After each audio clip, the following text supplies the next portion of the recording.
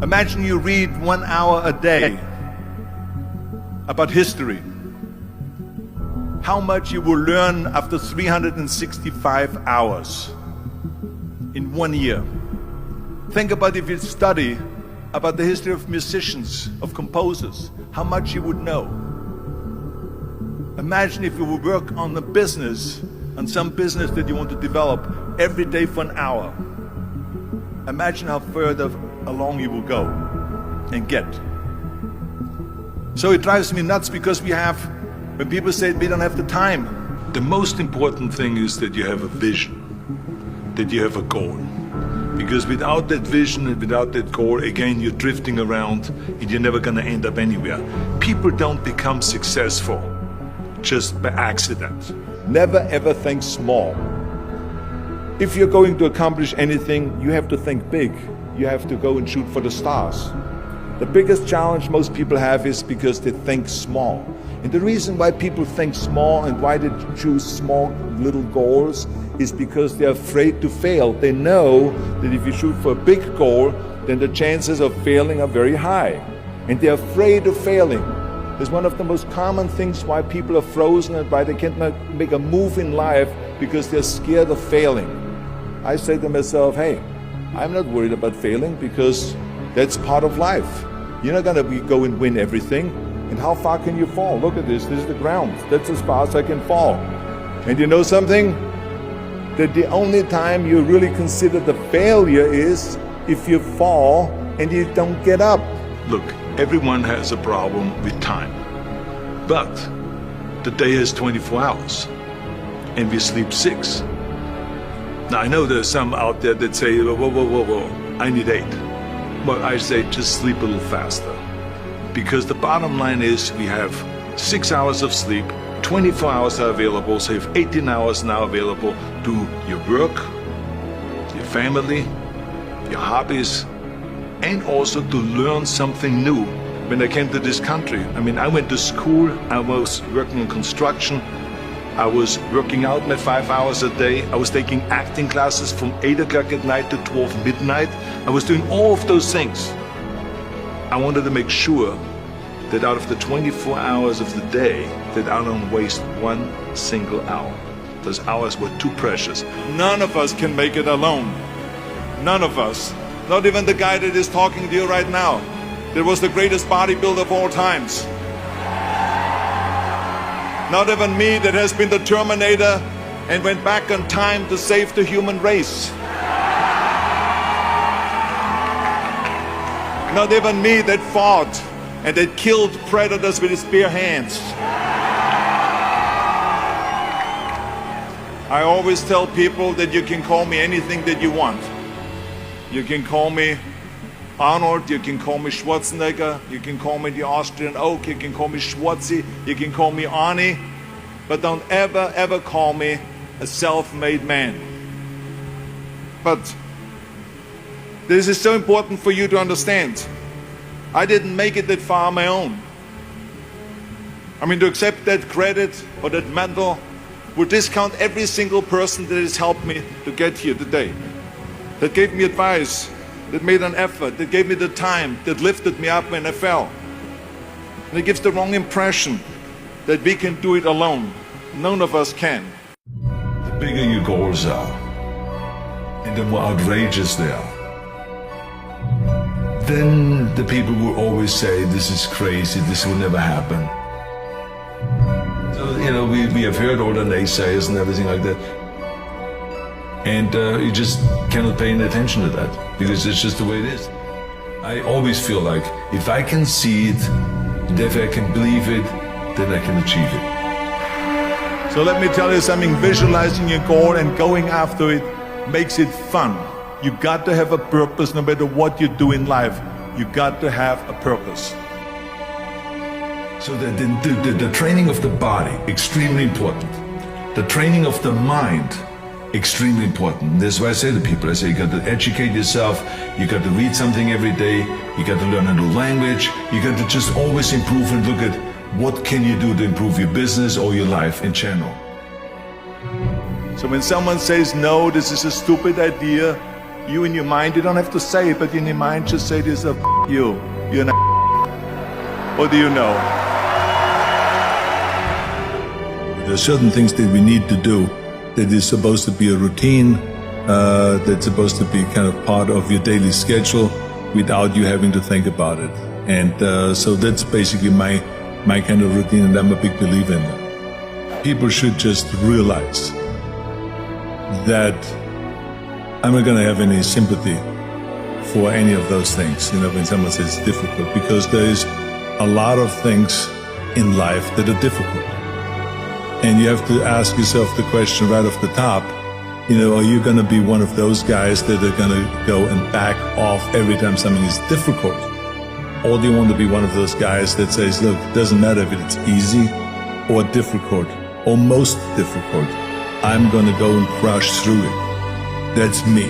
That's the person that I want to be, and I'm going to prove it to myself, and I'm going to prove it to the rest of the world. So yeah, there are certain things that are difficult. It's difficult for people to have a routine, but they just have to go and do that, and they should just work on it, where they go and say, do something very simple. I'm going to go and get up every morning at, let's say, an hour early, before they normally get up, and just work on that. And then the next time they work on it and say, okay, I'm going to get up early, and I'm going to go and make my coffee or my tea or whatever, and I'm going to read papers, even though maybe I haven't read the paper yet in the last 10 years. Just add that to you, and don't even ask about it, should or should I not. That's the key thing about the routine, is that you don't ask yourself, should I or shouldn't I? You just do it. Let me get right away to the first rule of success. The first rule of success is to have a vision. You see, if you don't have a vision of where you go, and if you don't have a goal where you go, you drift around and you never end up anywhere. It's like you can have the best ship in the world, you can have the best airplane in the world. If the pilot or the captain doesn't know where to go, it will just drift around. It will not end up anywhere, or most likely in the wrong place. So I was very fortunate that I stumbled onto my vision. I mean, as you know, I was born in 1947 in Austria after the Second World War. And I didn't really like Austria when I grew up. I couldn't wait to get out of there. I couldn't see myself becoming a farmer or a worker in a factory or anything like that. Even though my parents wanted me to stay there and have a normal life. My father wanted me to become a police officer like he was. My mother wanted me just to stay there and marry a girl with the name of Heidi, hopefully, and have a bunch of kids and run around like the Van Trapp family in The Sound of Music. But that was their vision, not mine. Because when you have a goal, when you have a vision, everything becomes easy. Because remember that in America, for instance, when you study, you will see the percentage of people that like their jobs. 74% hate their job in America. Now, this is not much different when you come to Europe. The majority of people don't like what they're doing because they're really not doing it because they didn't have a goal and they followed this goal. They just aimlessly drift around, and then all of a sudden there's a job opening, so they get that job because you have to work. But then when you work, it's a chore. It's work. It's not fun. So if you think about, only a quarter of the people really enjoy what they're doing in life. That is unbelievable if you think about it. So I felt so blessed that I knew what I was doing. It's like a medical student that studies and knows he wants to become a doctor. You know where to go. Don't listen to the naysayers.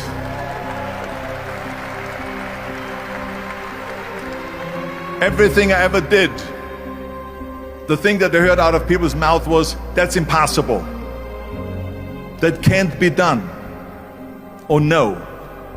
I remember when I wanted to be a bodybuilding champion, including my parents and everyone else around me, said this is impossible. Why don't you become a ski champion? That's what they do in Austria. Or a bicycle champion, they do some track and field. You can't be a bodybuilding champion. That is exactly what I heard, and of course I proved to the people that it can't be done. So whenever someone said to me, it can't be done, I heard it can be done. When they said no, I heard yes. And when they said it's impossible, I heard it is possible. Because I am a strong believer.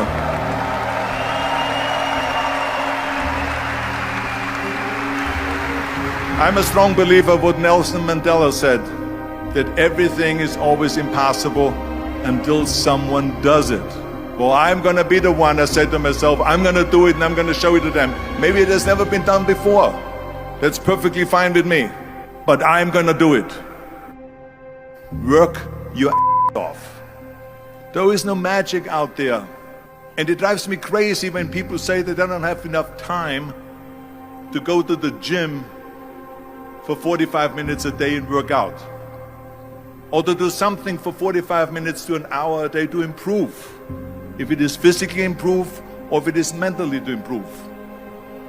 Imagine you read 1 hour a day about history. How much you will learn after 365 hours in 1 year. Think about if you study about the history of musicians, of composers, how much you would know. Imagine if you would work on a business, on some business that you want to develop every day for an hour. Imagine how further along you will go and get. So it drives me nuts because we have, when people say we don't have the time, we have 24 hours a day. We sleep 6 hours a day, so that gives you still 18 hours. Now there's someone shaking their head out here in front. They say probably, I don't sleep 6 hours, I sleep 8 hours, right? Or just sleep faster. So we have 18 hours a day. The average person works around 8 to 10 hours. So let's assume it's 10 hours, so we have 8 hours left. Then you travel around an hour a day, maybe 2 hours a day. So now you have still 6 hours left. So what do you do with these 6 hours? What do you do with these 6 hours? Then we eat a little bit, then we schmooze a little bit, talk a little bit to people and all that stuff. But you can see how much time there is available if you organize your day. So you got to work hard. Bottom line is, and why I like to do those seminars or those lectures or those motivational speeches or whatever you may call it, is because you can pump up people and you can really give them this extra push that they need. Give them encouragement, give them get them into a positive thinking mode and all of those things. Because I know that I'm a product of exactly that. Yeah. I remember that when I was 15 years old and picking up this magazine and reading about Reg Park, I was so pumped up.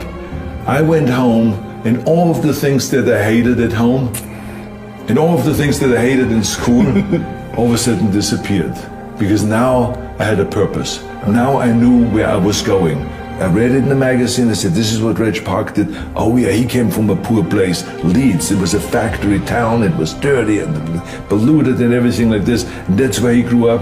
That's kind of the way I grew up here. And, you know, I followed his footsteps and it worked. And so this is why it is so, when he just through a magazine has this kind of a power over me. Yep. Imagine now if we go there and tell people live, you can do it. You can do it. You can be the greatest. Do it. Go for it. Get to the chopper. You know, whatever. I mean, it's like you pump people up, and so this is why I like doing it, because I feel like I'm a product of a lot of encouragement from so many people. So I want to do the same, because remember, in the end, I always say we're not judged by how much we make, but we're judged by how much we give back. Nice. How much do we give? So that's what I want to give something back.